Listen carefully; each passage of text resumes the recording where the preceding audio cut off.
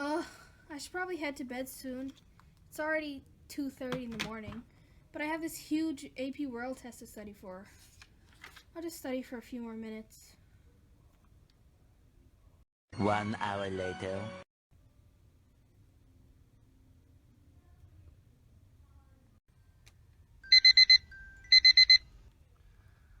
Five more minutes, that's all I ask. Oh my gosh, 8:30, I'm so late.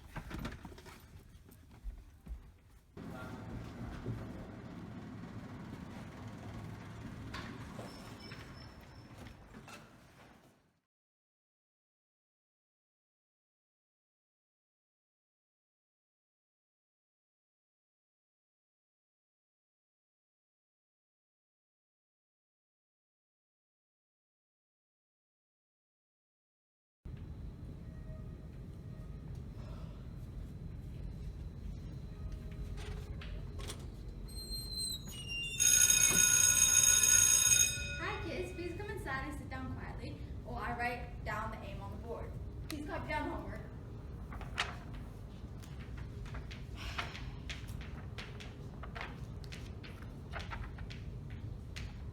What is sleep? Oh, I know, Shen, I know. Taylor? It's the natural periodic suspension of consciousness during which the powers of the body have been restored. You're correct.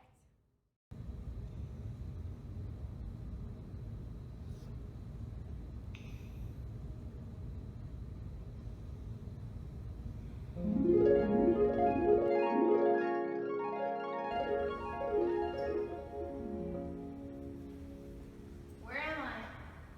What's happening? Why is the elevator working? Is anyone here?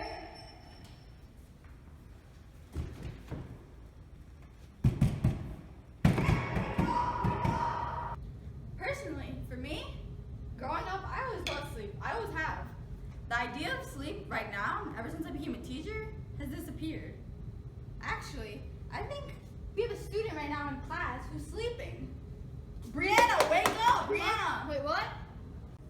Now that we're all awake and ready to learn, let's jump right into our next topic, stages of sleep.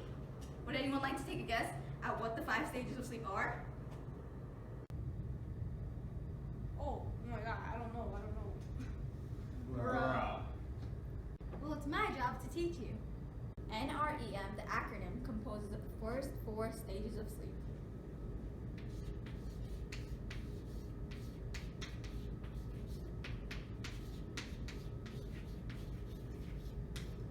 Stage 1. Stage 1 is very light sleep. Most people say they are awake, but they really aren't. Stage 2.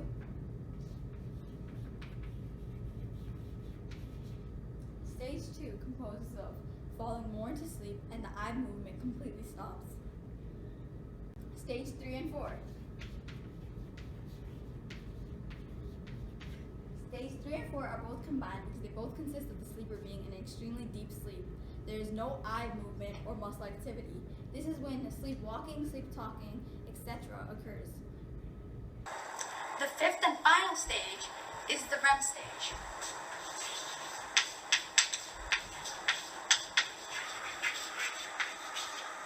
REM stage is the stage in which dreaming occurs. If woken during this stage, you can remember your dream. An example of things that happen during the stage are when your eyes are jerking rapidly, your heart rate increases, your blood pressure rises, and your muscles are paralyzed. However, if they aren't, you would be able to recreate the actions that you were doing in your dream.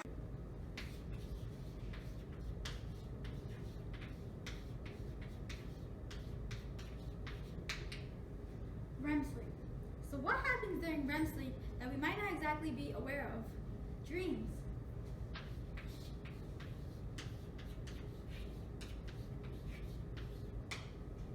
So, does anybody in the class have a dream that they recently had that they'd like to share with the class? Come on, don't be shy now. Oh, I know, Miss Shen. So last night I had a dream that Donald Trump won the presidential election, and then I woke up. You need help, child. Anyways, let's discuss the opposite of dreams, nightmares. Yeah, I know they suck, but let's discuss the science behind them, shall we?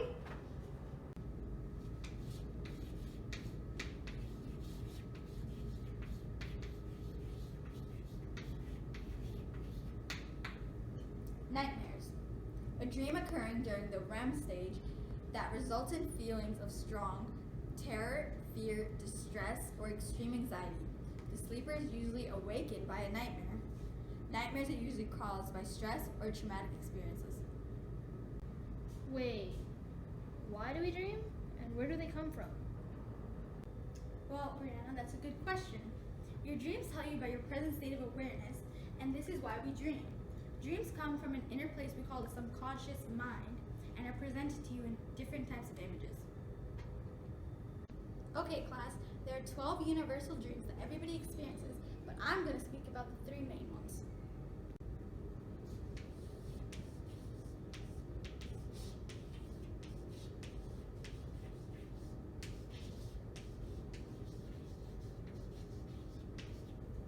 The first one is being chased or attacked. This dream is when people have fear, anxiety, hatred, or envy. The second one is falling or drowning. It's one of the most common dreams. Its reflection is anxiety or feeling insecure. Drowning, on the other hand, can represent when someone is feeling overwhelmed. The third universal dream is seeing a loved one or a spirit. This can represent abandonment, guilt, or resentment. Okay, class, now we're going to speak about the 2 universal principles that associate with dreams.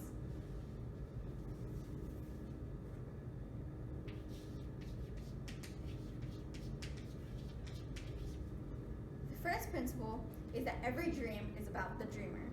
The second is that everything and everyone that composes your dream is just a reflection of you. Okay, class, everybody pay attention now, because these are the main diseases relating to sleep.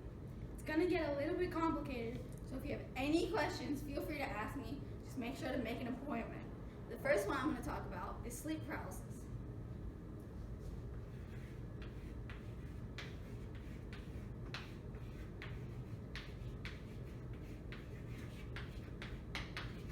What is sleep paralysis? Sleep paralysis is a temporary inability to move or speak while falling asleep or upon waking. It's extremely common. The main treatment is to just improve your sleeping habits. Sleep paralysis leads into lucid dreaming.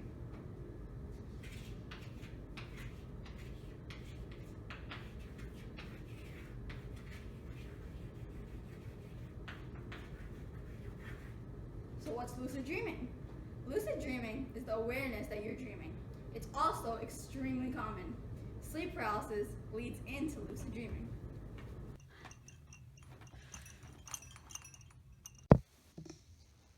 Why can't I open my eyes? I can't move. What's going on? Oh my God, somebody help me! I can't move! Okay, so the next disease I'm going to talk about is insomnia.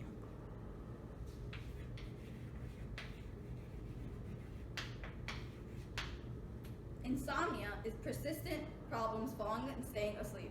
It can't be cured, but treatment may help. It's extremely common, meaning that there's more than 3 million cases per year. It's 2:30 a.m. I can't sleep. Sleep is for the weak. I can't sleep. The next disease we're going to discuss is narcolepsy.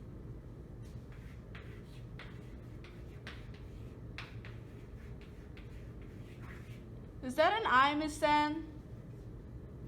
Does that look like an eye? It's an R. Thank you. Okay. Narcolepsy is a chronic sleep disorder that causes overwhelming daytime drowsiness. Can't be cured, but treatment may help, and it's extremely rare. Did you see the show last night? Are you okay?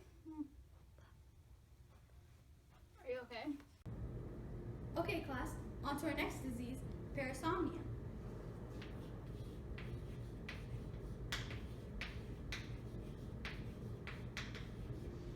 Parasomnia is a disorder characterized by unusual behavior of the nervous system while sleeping. Parasomnia leads into other diseases such as sleep talking and sleepwalking.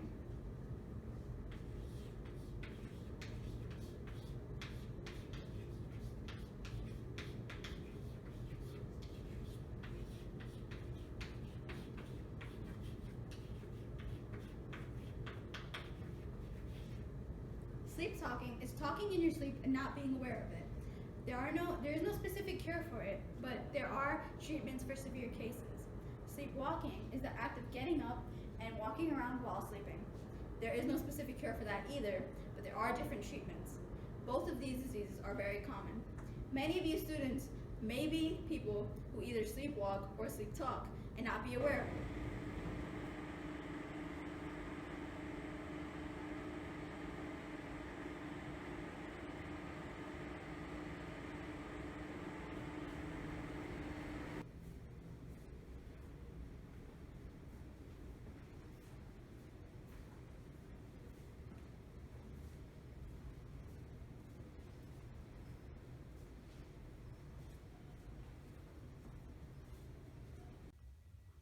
Oh my god. It's 3 in the morning. I still can't fall asleep. Good thing I have my handy dandy sleeping pills.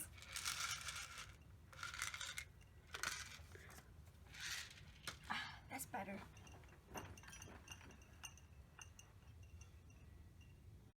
Welcome back, class. I'm going to take a few of you to come interview our previous alumni who just so happens to be an expert on sleep. Brianna, Taylor, come on. Hi, my name's Brianna. Nice to meet you. Oh, Miss Shen. Hi, Amy, how are you? I'm doing good. So I'm here to teach your student about sleeping. Yeah. So why'd you become a sleep specialist? I became a sleep specialist because a lot of people have difficulty with sleep diseases such as insomnia, and I hate seeing people struggle, so I just wanted to help them out. Any tips and tricks for our current parasites about sleeping? So make sure you have a consistent sleep schedule. Sleep at least 8 hours of sleep. Don't procrastinate. Make sure you have all your meals. Yeah, basic stuff like that. Wow, I should really try this. Yeah, that'd be great because sleep deprivation really affects your academic skills and can hurt your education. And here's my card if you need any more questions. Thank you. Okay, that's all. Yeah, Thank you for your time.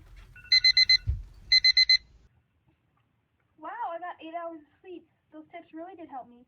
I'm wide awake and I'm ready for school. So that, kids, is the topic of sleep. Any questions?